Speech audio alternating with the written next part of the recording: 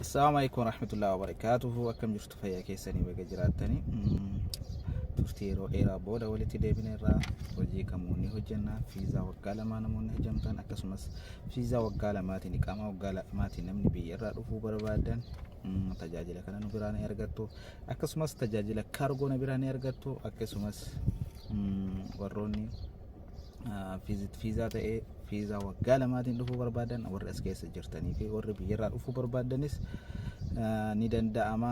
Fiizaa waggaa lamaa ni kennina. Fakkeenyaaf akka amma suuraas jala isinii kaa'aa suuraa ammaa kanaan obbolomantiidha jechuudha hojiidhaan. Laakiin nuti hojii hin kenninu waggaa lama gara feetan deemtanii akka dalagattan waraqaa isinii kennina. Heloon jechuun hin dagatina. Lakkoofsa kiyya immoo duwwaa 5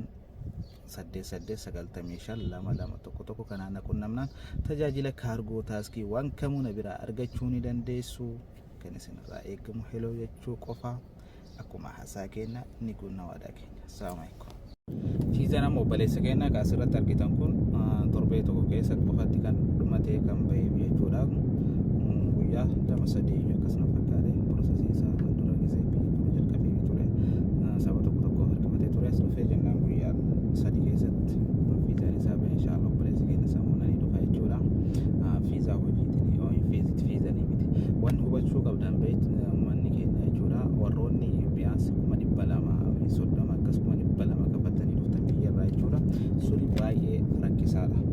Gaafa achirraa biyya sanirraa dhuftan deebitanii gaafa ji'a lamaa fiizaan keessan ni dhumata warra akkasii dhuftan jechuudha. Ganaa lafaa kaatee qarshii amma kafaltu kanaa ol dirhama 8,000 kafaltee fiizaa sana haaromfatta jechuudha. Yookaan immoo fiizaa baafatta sanuu ala baatee deebitaa jechuudha. Qarshii 2,000 akkas fituu dandeessa.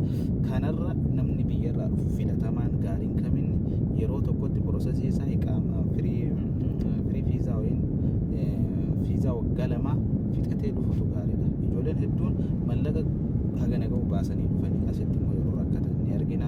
Kanarra immoo wanni filatamaa wanni sirriitti isin hubachiisu iqaama waggaa lamaa fiizaa waggaa lamaa achumatti akkasitti walii galtanii osoo dhuftanii baay'ee gaariidha isinii jedha. Akkasumas tajaajiloota armaan olii namoonni barbaadan yeroo jechuun dagatinaa